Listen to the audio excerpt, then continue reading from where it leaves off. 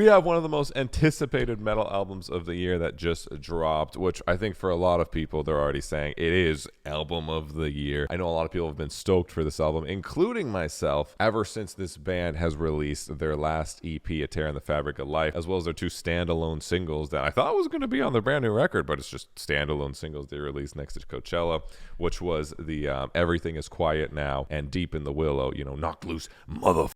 We have brand new Knocked Loose with You Won't Go Before You're Supposed to. Now, this is a short album, only like 27 minutes long. It has 10 tracks, and one of the songs is less than the minute. Most of them are less than 3 minutes, but I was so excited when this dropped that I didn't just want to, do a kind of live review right there. I want to check out all the songs on Twitch with you guys, but I wanted to really take a second to absorb all the oohs, the breakdowns, the ahs, and really just understand what this record is about, because it was something that was a very pleasant surprise for me, especially also being probably my most anticipated album of the year, besides Bring Me, if they release sometime in 2082. Yeah, I'm very excited, so let's just get into it. Also, did you know that 47% of you aren't subscribed? Hit the subscribe button down below. Hit the notification bell. Come hang out where you do fun metal things.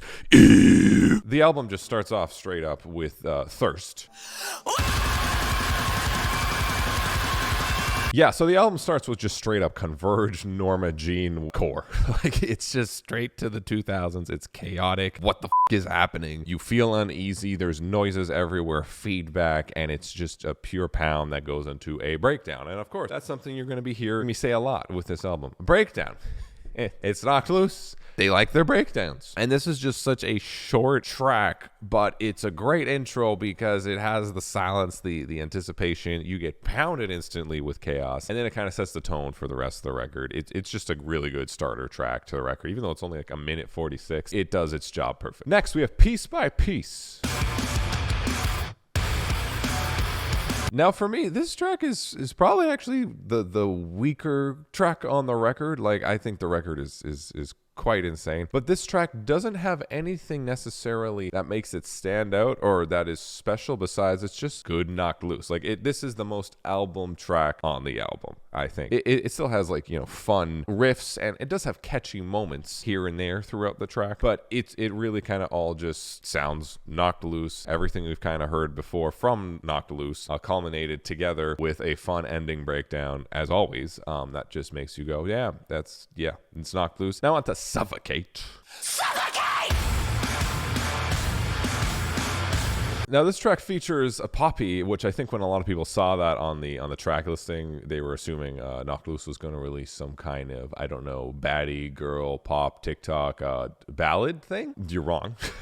It's knocked loose still. And Poppy also can throw down with screams if you've heard some of her heavier songs. It's just something I don't think people expected to mix with knocked loose. However, this is probably my most favorite track on the record, if not one of the most fun and dynamically well done tracks on the entire record, which definitely I'm glad it was a single, because the track itself is very knocked loose. It's heavy. It starts out with this really just cool, dark, evil, haunting riff, and then it kind of kicks up and goes dun dun dun dun dun dun dun dun dun dun, which every song kind of does that. And then it gets to the point where you have Poppy come in, which it's such a wild dynamic. Her and Brian literally sound like little sister and bro together. I almost am like, damn, she should kind of be a part of the band. She just adds this very unique dynamic that I feel like if she did that with a deathcore band, it wouldn't really do the same. I mean, she even did the feature with Bad Omens, which was good, but it just didn't feel as dynamically natural as this. This just feels right. It seems like the kids are pissed at the parents for not taking them to Chuck E. Cheese, and I absolutely love that. And then the call out Suffocate, that scream Poppy does at the end, as well as the reggaeton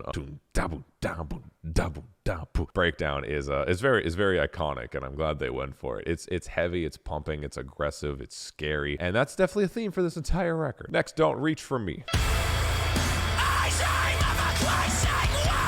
it's a song that I listened to and then I kind of forgot for a second, and I don't know why. I didn't think it was like a crazy banger, because then when I went back and listened to it, I was like, oh my god, this is actually one of the catchiest tracks on the record. It has kind of the most chorusy chorus with the melodies from the guitars and the ambience kicking in, and an actual like kind of a catchy guitar riff, which is really sick. The actual breakdowns, there's so many different breakdowns in the song. They're also all rhythmically very catchy, and every song has hard lines, but there's a line in this track like, when your arms are too weak to reach for God, don't reach for me, that you're just like, that's pissed.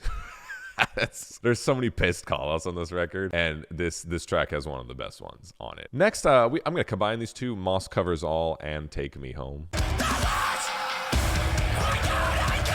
Now, I don't really know why these tracks are just not in the same track, to be honest, especially because they would just add up to 3 minutes of time, so it's not really a big deal. But Moss Covers All is just, it sets the tone, and somehow still has a breakdown in it, even though it's 46 seconds. It sets the tone with that really creepy, like, like, it's just these uneasy, clean notes on a guitar smashed with some reverb that creates this haunting and anxiety-inducing effect, which I don't remember exactly which song Brian mentioned was like, yeah, this is the song where you just feel like you're gonna die, like it's anxiety inducing. I'm assuming it was these two. It's so uneasy, like you instantly feel like you're, I don't know, watching like Blair Witch or like just a creepy horror movie in the forest. And this is when I think the band also starts to really experiment a bit more and not just be angry and pissed, but add this like other kind of element and layer to the band of creepy uncomfortableness, which I just absolutely love. And yeah, Take Me Home being probably just such a creep. Like I very rarely will listen to a song and actually get like goosebumps and be like, yeah, I'm uncomfortable. That song definitely makes you feel incredibly uncomfortable. It's cool, it's fun. I can see it in a horror movie soundtrack easy. Next, Slaughterhouse 2. Now, this is the continuation of Slaughterhouse 1, which is a track that's actually a Motionless in White track that featured Brian. And now Knocked Loose Boys hit up Chris from Motionless in White to throw down on their version of Slaughterhouse, basically. And I feel like a lot of people assumed, oh, like, you know, Motionless in White, like, okay, like they have heavy moments, but they're a bit more chill. Same thing with the Poppy track. Those people obviously have never listened to Creatures or kind of earlier Motionless in White, because Chris is an absolute monster when he wants to be. And this is a track that I was not disappointed. I knew a lot of people were very highly anticipated of this track. Some people maybe over anticipated it. I also had a lot of like excitement for this one. I was most excited about this one, and I think it delivered in terms of the heaviness and hype of it. Like, it sounds like a mixture of Creatures era Motionless in White but it's a Knock Loose song, and Chris is all over the track too. He even starts off the track with a little bit of a call out, and then when he has this kind of section around like 1 minute 40 seconds or something, it's such a Creatures throwback with that riff that I just had a big smile on the face. There's also a bunch of Easter eggs in this track. One, of course, being the obvious reference of one mutilation under God, you know, being the call out right at the end, and then just him throwing in a blah at the end. It's a nice closure, you know, like, again, I think it matched anticipation. I think people maybe had too much, you know, expectations for this track, so some people might be not like, you know, it didn't completely blow my mind. I thought it was a very good track. The calm that keeps you awake.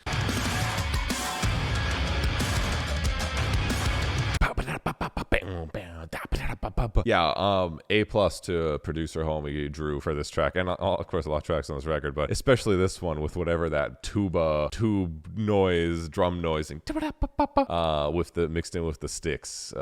It goes hard. It just creates this super catchy element to the song that is tied with the entire theme, with it still being very dark, very dissonant, but this is just such a fun, I'd say more experimental side that leans to, again, that horror. I don't want to say horrorcore because that's already a thing, but like horror hardcore. I'm gonna call it that. That's what some of these tracks are on this record. Excites me the most, and it's, again, I see when Knock Loose seem to take the most risks are actually the ones where they seem to actually pay off the most on this record too. And this is a track that is great and one of my favorites on the record because it sounds Knock Loose, it's pissed, it has this stupid breakdown at the end, but it still has all these cool, catchy, very uncomfortable elements to them. Blinding Faith. I mean, one of the hardest callouts I've heard in a decade. Bend the Knee, Son of God. It's such a heavy, chunky banger that I'm very glad that this song was a single. It's one of my favorites off the record. It's just very Knocked Loose. I remember people saying it's the most Knocked Loose sounding Knocked Loose song. But it just goes extra Dumbo and heavy, especially the ending. They just have this kind of feedbacked out. Dun, dun, dun. I don't know, it sounds like cats are dying. And it's something that's just very consistent. It's catchy. Again, the breakdown call-out kind of just sells it all. And it's such a moment. It's such a moment. And I'm glad they included that. The last track, Sit and Mourn.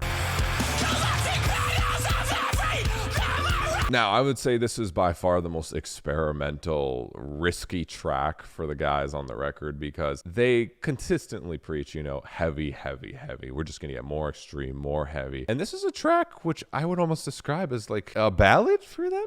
If they were to write a ballad, it would be this because it is so melodic. There's so much cool different ambient layers going on that creates this atmosphere, which is so sad. It's a very sad sounding song, but it has this huge pumping chorus riff that is very, very catchy, as well as has all this just general production and atmosphere that allows Brian, when he's just doing his pissed off screams, even though there's no heavy going behind some of those screams and some of those moments, he still sounds so menacing and it still sounds so emotional. It's a very emotional track. And then the ending too is just such a good closer, and this also being the longest track on the record, where it's just kind of chugs and ambience, very similar to kind of Everything Is Quiet Now, which is also just a really cool ending. And I feel like they're gonna take this song and probably like end their whole set with it. It's just a very amazing closer. This is a great track, and overall this record, honestly, considering how hyped and excited I was for just pissed off, angry arf arf rar man music, it hit it perfectly. And then I think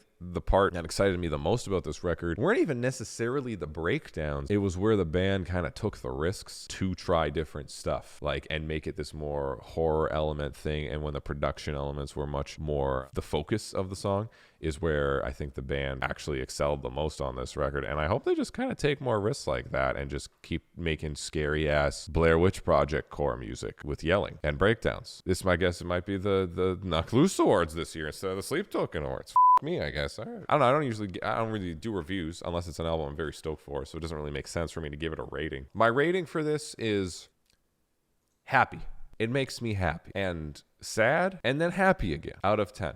Good job, Knock Loose.